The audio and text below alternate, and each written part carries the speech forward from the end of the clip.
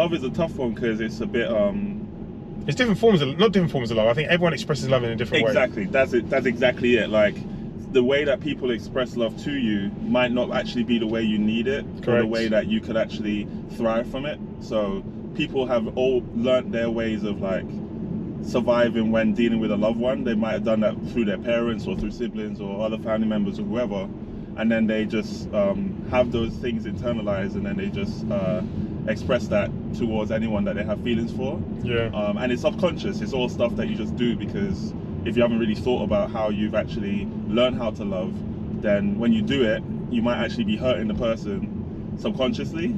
That's really interesting. Yeah, I feel like being in situations myself is just like, and listening to girls talk that I've talked to and like fell in love with and fell in love with me, it's just like you realize that it's not a case of the things that I'm feeling as a result of their love that makes me feel bad. Yeah. That it's not a case that they're doing it on purpose because they're like, oh, actually, no, I don't love you. I'm actually hurting you because I'm manipulating you. But when people feel that love aspect and they think back to whatever neural networks in their head that they formed as like kids, that through people that they loved, when they regurgitate that on you, it's just subconscious because they feel that that's normal and that's how they feel normal. Anything else just feels weird. So I feel like, how do you know when someone really loves you? It's like when someone's doing something that they don't even understand, or they don't even like comprehend their actions, or like they're just doing what comes naturally to them and it's just honest from them. Me, you, and the driver, we gotta get this photo together. We gotta get this selfie. Oh, open it. Have you got a bag? A bag for fucking what? You grocery shopping or something? You doubling up on these bags? I was like, wow, women are incredible. I've been out here every single weekend since I've been doing this, picking up people who have had amazing nights. Hoffman, I'm sleeping. I'm staying here. Leave me alone. I mean, I've always said this anyway, that this thing has killed me, but I can see I've aged. I look at my beard, mad grey hairs. It is mad.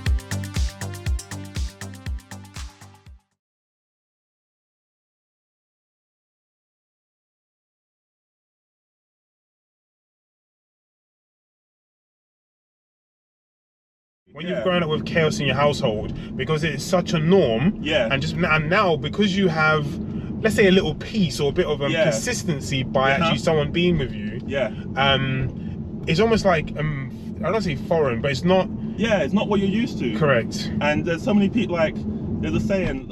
Someone said, like you can't put saltfish in fresh water. Like if a fish grew up in salt water, you can't just take them out and put them in fresh water and expect them to thrive because they're so used to that saltwater environment. So if you move them out of the environment abruptly, they're gonna act out. They're gonna go like, this is foreign to me. I need this environment to be what I'm used to. That is insane. And then they're gonna make that. So and they're gonna do that. So your analogies, or the analogies of some of the examples you have given, have been really, really good. Okay, cool. So what do you do for a living? Do you say? I'm a software engineer. Okay, that might explain a lot because there's processes involved with that. Okay, cool. So I've written in the past. I've been a writer when I was a teenager. So. All right, cool. So what would you? Oh, for goodness sake! Okay, the conversation moves so fast. I've lost my thought. Yeah, there's a lot going on, man. So, what would you do? I mean, I guess you've been through this situation before. What would you do with someone who is or has gone through that? You've met them. You've been through this. Oh, what would you do this time around if you were in that same situation? Yeah, I understand what you mean. I think I would. It was definitely what the conversation you had with that lady before is about setting your boundaries, having your non-negotiables, and saying, look, that's like these things that you're doing don't align with what I want in my life, my peace and things like that. And it's not anything personally against you. It's just the fact that you are the type of person who needs certain things around you, and I'm not willing to align with that. It's about really realizing that the compromise comes from both people. Both people have to actually give up something to get something. And if you feel like someone is actually just encroaching on the things that you said, look, this is paramount. Like, you have to actually sit down and be with yourself and go, look, I know exactly what I want in life and in a relationship and in the people that are around me. I need to make sure that no one is pushing that. I'm trying to work this out, maybe through the question, but even away from that. Is crying something that does or should happen regularly? I know it's obviously it's good. I think it's good for you. Yeah. I think it is good. I often think it's kind of low, and then if I actually cry, I feel better. I often think, oh, I would have normally cried at this, and I don't know why I'm not crying. Okay. Because, as you say, 10 years is a very long... Where are we? 2023? Yeah. Yeah, 9 years. 10 years is a very long... It's a very long time. That is. I think it's good to cry. And if you don't, then maybe that's not because you don't need to, but because you're not letting yourself. That's a good point. Maybe. Very good point. Maybe. If you could relive any day from your past, which day would it be and why? Right, I got one. So, I used to play for Greenford Celtic when I was a kid. Okay, I didn't know that. Yeah, I used to play at Greenford Celtic, left winger. Shout out Greenford Celtic. And my mum come to watch me one time. It's the first time she watched me. And my brother and Aaron used to play for Arsenal. They come and watch me. And I played so sick. Like, I think I was like one of the best days I've ever played football. I hit the crossbar from outside the box, got an assist, scored a goal. Like, I played sick, and I think it was because my mum watched me, and it was like it's something I've always remembered because she was there, innit? That's the first time she took her time out to come and actually watch me play for like Sunday League them times, and it was. Yeah, I just always remember that day, man. It's very special for me to have them two watching me. I want to touch on that because again, that's a beautiful moment, and I don't think I've got a moment like that, which might be a little bit sad actually. And the reason why I say that, or what I wanted to say, sorry, was like I played for Pitsanger, Acton Ealing Whistlers, and someone else anyway. All right. Did you play that Acton Ealing Whistlers? No, so we crossed over. So he moved to Pitsanger and I moved to Acton Ealing Whistlers. How old was you when you played Acton Ealing Whistlers? I was probably 15, so I was going. Oh, yeah. We played when we was like kids. Yeah. So I think at year 10 he then moved to Pitsanger, and I think so it was something like year 10 or halfway through year 10. Yeah. So like, so I think what I wanted to say, is that like my dad never watched me play. So I played from the age of say 10, 11 up until 16, and he never watched me play. And actually football has been a massive part of my life. I mean, to the point obviously where I worked at Fulham Football Club as a senior scout, etc. So football has been quite a big thing for me, but my dad never watched me play, and it was something that we spoke about quite often. So I always think back sometimes as to what that support would have done. And even as an adult and someone who's kind of like worked in the game, you sit back and you kind of watch other children who don't have their mum or their dad there, and you can see actually those things actually make the difference. You know what I mean? Because you've got children who are going there, and it sounds mad actually, but they're actually, I don't want to say they're adult, but they're having to take on responsibilities which they really shouldn't have to. 100%. Do you know what I mean? Whether it's in regards to just knowing a little bit more or navigating what might be professional football, or actually just having someone who's going to support them and cheer them on and be their cheerleader when they need it most. How was your understanding of family evolved over the years? Yeah, go on, you go first. My understanding of family, right. So, as I've got older, I've realised that my parents and my mum, they've gone through things too.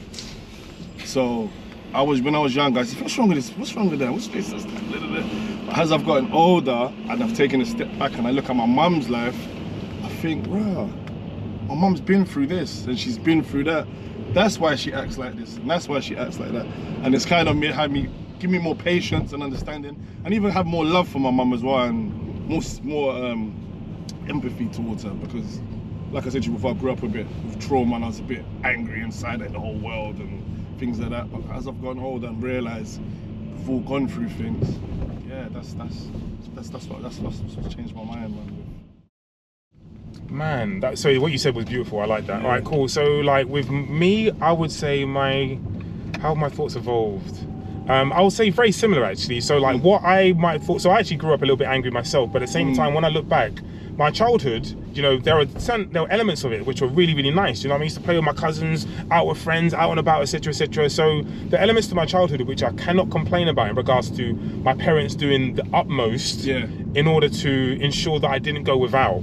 And it's now that I look back and you ask those questions, or you look back at certain situations and you realise, my parents were going through things. Do you know what I mean? So like, what might have been a great period for me might have been a very, very difficult period for them. Do you know what I mean? And now that I'm older, all right, I'm a massive proponent of ensuring your parents now enjoy what might be their retirement and things of that nature. Do you know, it's mad. And now I've got friends who are parents, and sometimes they say they ain't got time for themselves, or they're looking for a weekend getaway, a weekend blast. Yeah. And what might look like a difficult time for them, their child is having the time of their life. Yeah. Do you know what I mean? So I try to ensure that I bear those things in mind, or like maybe not say, but just, I think living in the moment in those difficult times, I don't want to say difficult times, living in the moment in those times when you're raising your children. I'm not raising children, but living in the moment in those times, I just think is really, really important, so you can actually get as much out of life as possible. Do you know what I mean? So what might be a difficult period for you as a parent is a phenomenal time for your child. And for as long as you remember that or know that, you know, I guess you're blessed. And I'm sure the same, you know, will be the same in regards to other situations. You know what I'm saying? I'm not a parent yet, so I can't speak to those things, but there are difficult times I'm going through now, actually. All right, but I'm enjoying this conversation, and I'll talk to someone about this conversation. Or I'm going out for dinner this evening. I'll enjoy myself at the dinner table. Do you know what I mean? Tomorrow I've got football. There's so many different things that I'm going through, all right, or doing at this moment in time. And I guess for me, it's just a case of just understanding or appreciating those really, really small things in terms of living in the moment, going for dinner, having a conversation with someone. You see what I'm saying? Yeah. So what's an emotion you find challenging to express, and why? Do you want to go first, or do you want me to go first? You go first. It's funny because like a lot has happened in my life over the past, say, 6 months. So like I lost my dad probably like, 5-6 months ago, and like I've always believed that I'm very open. So I think I'm a very open person. I like to talk. Yeah, I like to talk, and I feel. Oh, I'm kind of babbling now, actually. I'm going to say love, but I'm going to say love towards my family and my friends. So I think we have like a really good relationship, like me and my family and my friends. But generally speaking, I don't think I'm open enough, or I don't think I tell them how much I care or appreciate them. So that's the one thing that I'd like to improve. You find it hard to show love as such? I think I do show love, but like so for example, in regards to your cousin, I know this, I don't want to say is a man thing to do, yes or no, but like, I've never told none of my friends that I love them, for example, and I don't even know it's a thing that we do. Do you know what I'm saying? I tell my friends that. Only of recently though, I was like, I love you, bro, because one of like someone I know passed away, and it's cool. Like, I think death brings you a realization that things ain't forever. No, they're not forever. So that's the one thing I would say I'm struggling to do at this moment in time. So I think between me and my friends, I think we're quite open as to like talking about things that are really, really sensitive or really, really important to talk about at this moment in time.